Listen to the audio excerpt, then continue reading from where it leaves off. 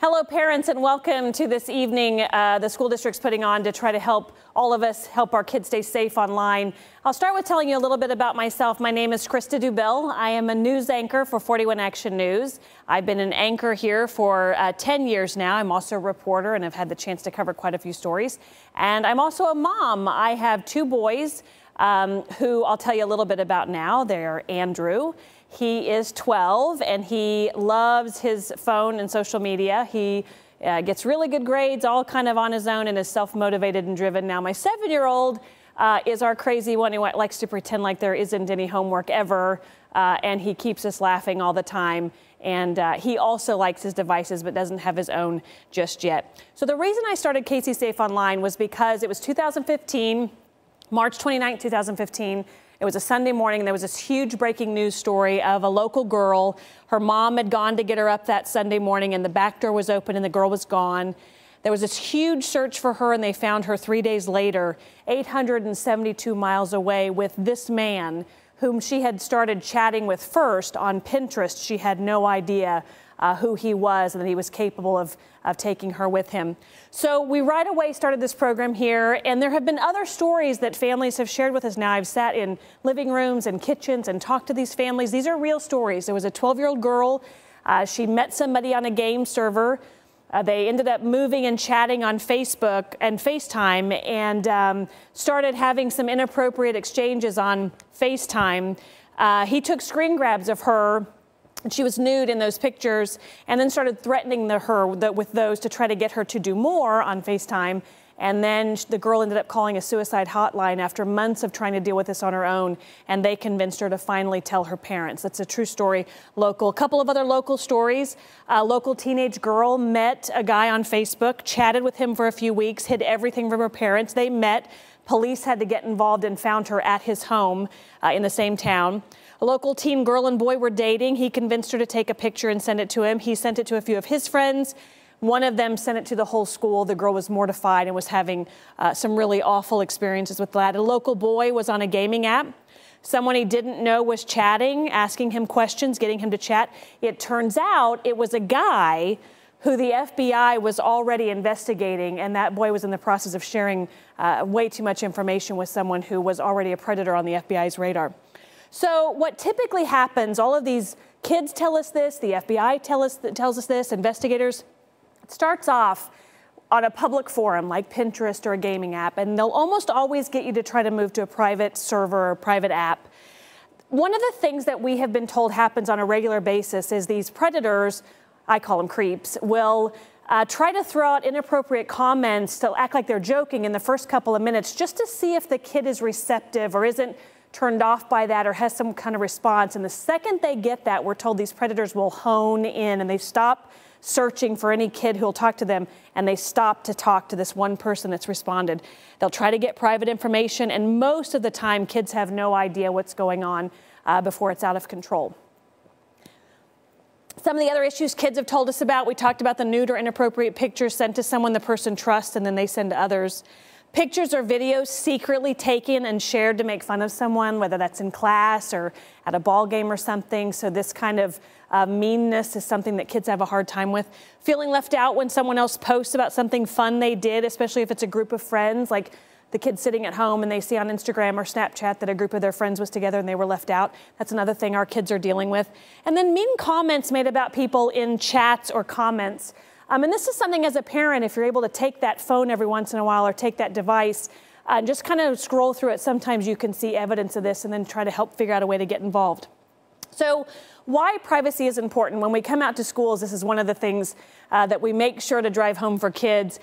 Some kids think they're being really smart by having fake names. You should have fake names. No account on social media like Instagram or Snapchat or Musical.ly or YouTube or any of those things should be a kid's real name, and a lot of times that's tied to their email address they use to set it up. And then have private accounts.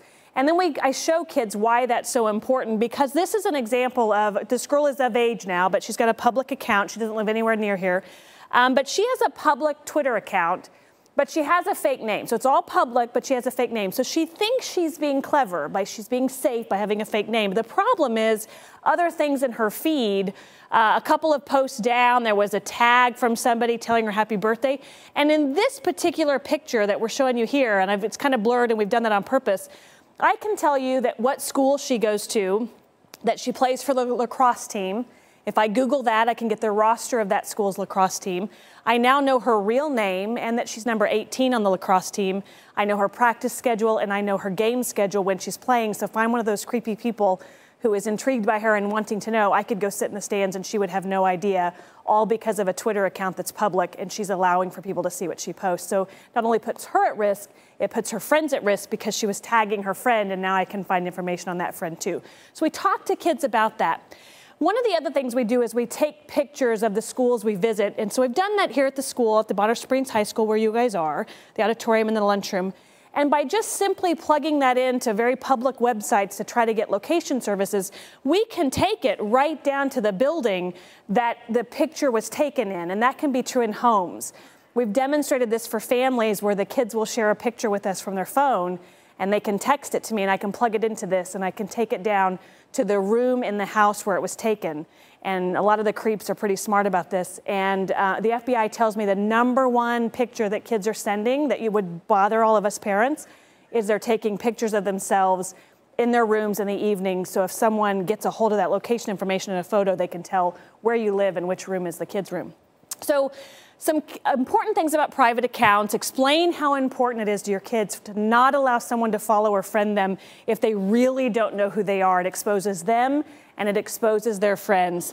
And then go through their lists with them and ask who each is. So on these apps where they're in a group or they can chat or have these exchanges, encourage them to delete unknown people and to block strangers on apps where you can block people from following you.